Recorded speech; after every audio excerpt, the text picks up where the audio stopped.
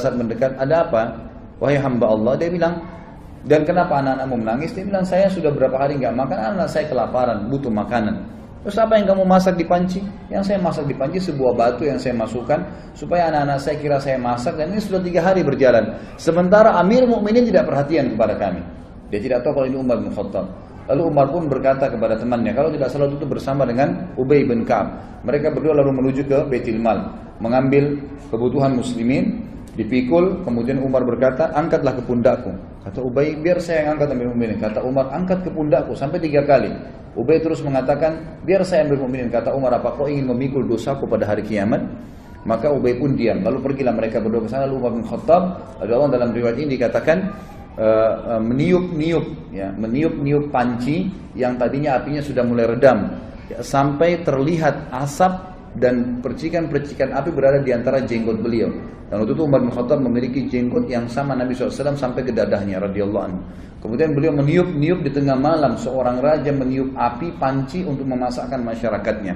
Setelah terbakar api tersebut, lalu Umar bin Khattab mengatakan kepada ibu tersebut, taburilah gandum di atas air. Lalu Umar yang mengaduknya. Terus diaduk sampai menjadi kental, menjadi makanan. Ditaruhlah garam, ditaruhlah segala kebutuhannya. Kemudian setelah itu diberikanlah makan oleh Umar bin Khattab. Dikatakan, berikan saya nampan, dikasih nampan, ditumpah. Kemudian diberikan makan anak-anak tersebut sampai semua kenyang. Setelah kenyang, kata Umar, ambillah ini semua. Lalu ibu tersebut berkata, sungguh demi Allah kau lebih baik daripada Amir Mukminin. Dia tidak tahu kalau ini Umar bin Khattab. Kata Umar, janganlah berkata begitu wahai ibu. Kalau kau satu waktu bertemu dengan Amir Mukminin, kau pasti akan menemukan saya ada di sana, gitu kan? Hanya begitu saja. Lalu Umar bin Khattab memegang tangan Ubay, sama-sama keluar. Kata Ubay, waktu Umar bin Khattab, Amir Mukminin meninggalkan tempat tersebut, lalu dia menyelip di antara semak belukar seperti binatang buas yang sedang mengintai mangsanya. Dilihat dengan teliti ke arah ibu tadi sama anak-anak itu. Lalu setelah itu dia lihat anak-anak tersebut yang tadinya nangis, tidur, bangun, bermain, ceria, gitu kan. Lalu Umar bin Khattab mengangkat kepalanya, ya, seakan-akan berhenti untuk memata-matai dan berkata, segala puji bagi Allah yang selamatkan saya dari orang-orang ini yang akan menuntut saya pada hari kiamat. Perilaku yang sangat luar biasa dari seorang yang beriman kepada Allah Subhanahu wa ta'ala. Dan cukup banyak kisah yang berhubungan dengan hal-hal yang seperti ini. Umar bin Khattab radhiyallahu anhu juga pernah memberikan pelajaran tentang masalah takdir. Sebagaimana dinukil dalam banyak riwayat-riwayat sahih, teman-teman yang pegang buku bisa di halaman 276 sampai 277 kisah yang berhubungan dengan masalah itu. Umar bin Khattab radhiyallahu anhu pernah menuju ke negeri Syam, dan di negeri Syam itu ternyata ada satu wilayah yang akan dimasukin, terkenal ada penyakit taun. Ya, sebelum keluar ke negeri Syam, masih dari kota Madinah, gitu kan. Riwayat sahih menjelaskan masih di kota Madinah. Lalu pada saat itu ada seorang panglima perang, Abu Ubaidah bin Jarrah radhiyallahu anhu, yang terkenal juga, salah satu yang terkenal, Amin Hadil Ummah, orang yang paling terpercayanya umat Islam, gitu kan.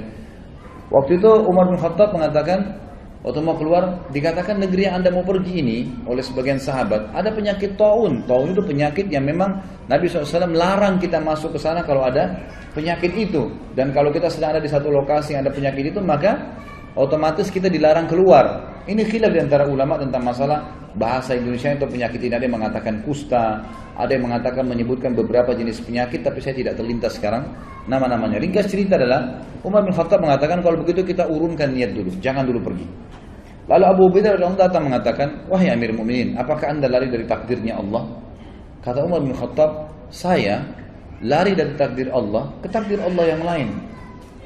Nah, jadi maksudnya di sini, selama masih berhubungan dengan perilaku seorang hamba, perilaku pilihan, makan atau tidak, minum atau tidak, tidur atau tidak, keluar atau tidak, semua itu adalah pilihan ikhtiar, gitu kan? Kalau kita mau keluar ternyata khawatir ada gelap, badai, hujan, panaskah, kita lalu memilih lebih di rumah, berarti kita sedang memilih takdir Allah yang lain. Itu maksud Umar radhiyallahu anhu, kan gitu. Maka Umar mengatakan, saya lari dari takdir Allah kepada takdir Allah yang lain. Lalu Umar berkata, wahai Abu Ubaidah, seandainya yang mengucapkan itu bukan kamu, artinya masa kamu yang bisa mengucapkan seperti itu sementara kamu ini adalah orang yang paling terkenal, gitu kan?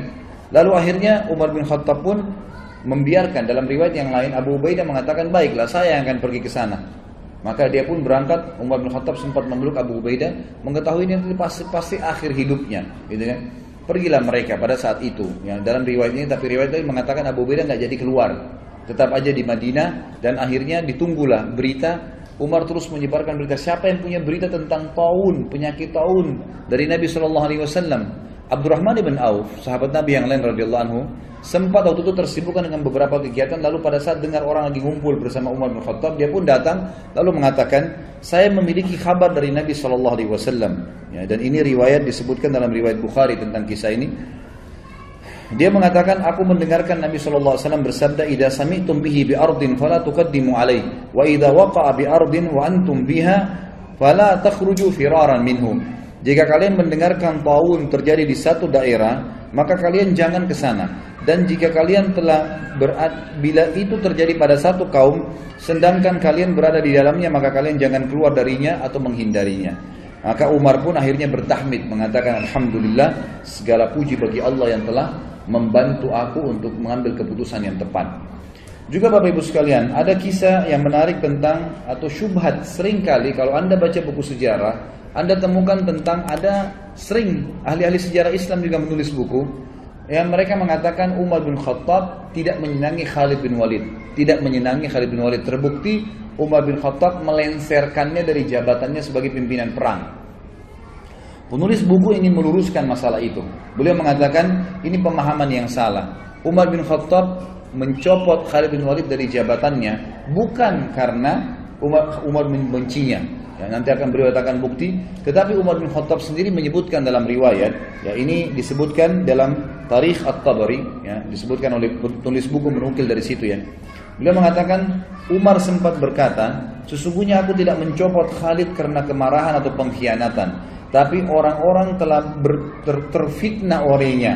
Aku khawatir mereka akan disandarkan kepadanya. Maksudnya nanti orang-orang menganggap Khalid bin Walid jadi penyebab menang perang. Jadi fitnah, orang sudah tidak bergantung lagi sama Allah. Maka aku copot gara-gara itu.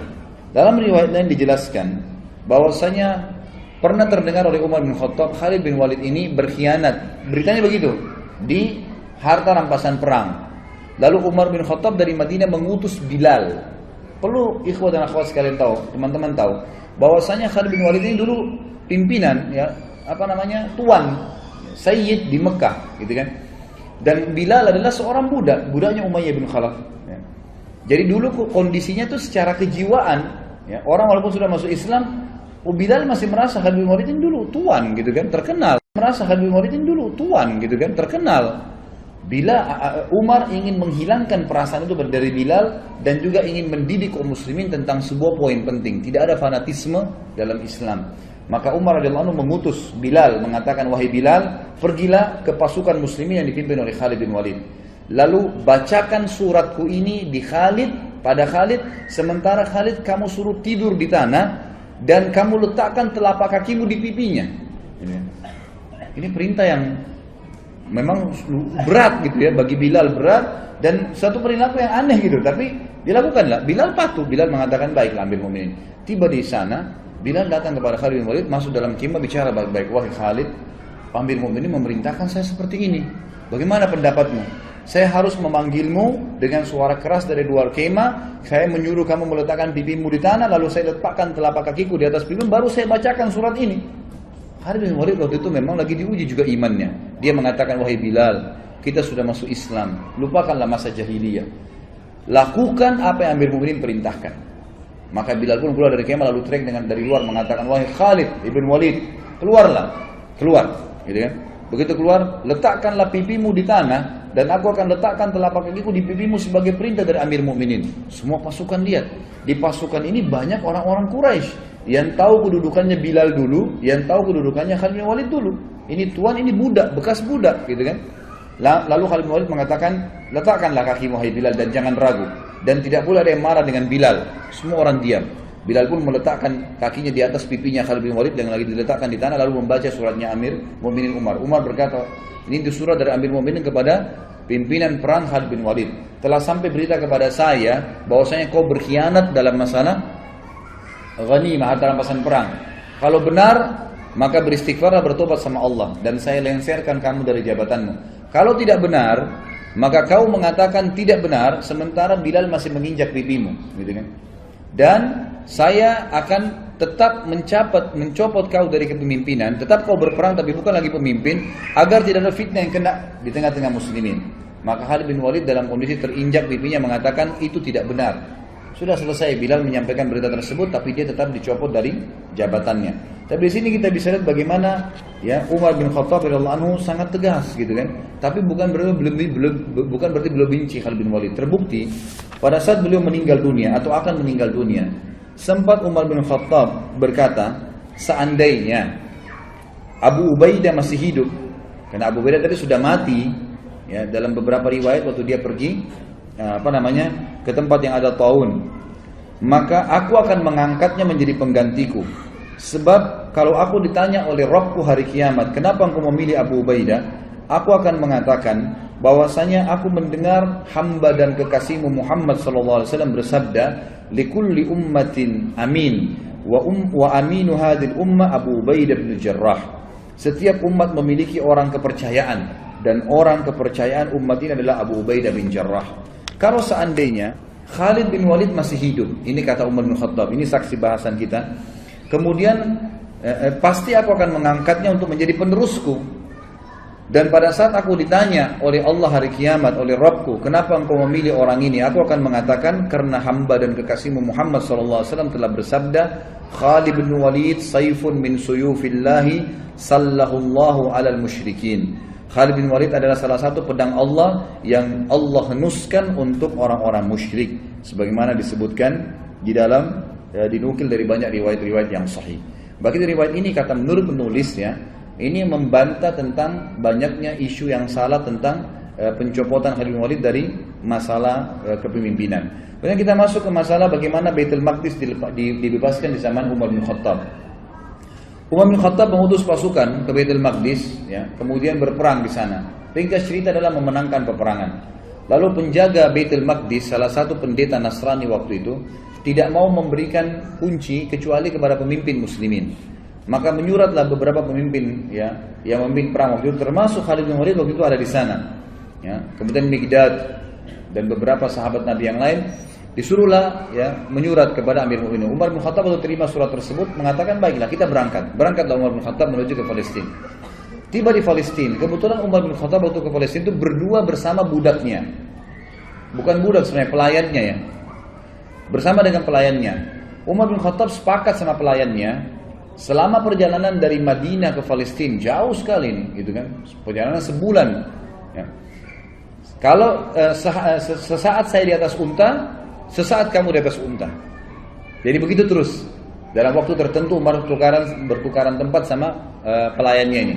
Pas tiba di Palestina, di pintu gerbang Palestina dan ditunggu oleh orang-orang muslimin, tiba gilirannya Umar bin Khattab yang harus narik ke kanannya unta. Hamba sahaya dari belayan itu lagi di atas unta, gitu kan? Maka pada saat itu si pendeta tadi yang Nasrani ini mengatakan kepada orang-orang di situ muslimin, mana raja kalian? Kata mereka, itu yang lagi tarik ke kanannya unta. Siapa yang di atas unta itu? Kata pendetanya, itu pelayannya dia, gitu kan? Lalu kata pendeta ini, orang inilah yang telah disebutkan dalam Injil akan menerima kunci Baitul Maqdis. Ternyata disebutkan dalam Injil, satu waktu nanti akan datang dibebaskan oleh seseorang yang adil dan dia akan bersama dengan pelayannya dan dia akan menarik ke kanan unta pelayannya. Sampai seperti itu. Dan pada saat itu pendeta ini tambah kagum lagi karena 4 orang pimpinan perang Khalid bin Umar bin Khattab waktu itu menyambut Umar dengan baju yang bagus-bagus. Kudanya juga dihiasi dengan bagus. Waktu mereka mendekat, mau salaman sama Umar gitu kan, mau turun dari kudanya, Umar bilang jangan turun dulu. Dari mana kalian dapat pakaian-pakaian ini? Kata mereka, kami memakai ini Amir Mu'minin agar musuh-musuh Allah takut. Sama Umar diambil batu dilemparin. Semuanya dilemparin sama Umar, gitu kan? Kata Umar, baru saja Allah bukakan kalian sedikit wilayah, kalian sudah memakai baju-baju yang mewah, buka, disuruh ganti bajunya yang dulu, gitu kan?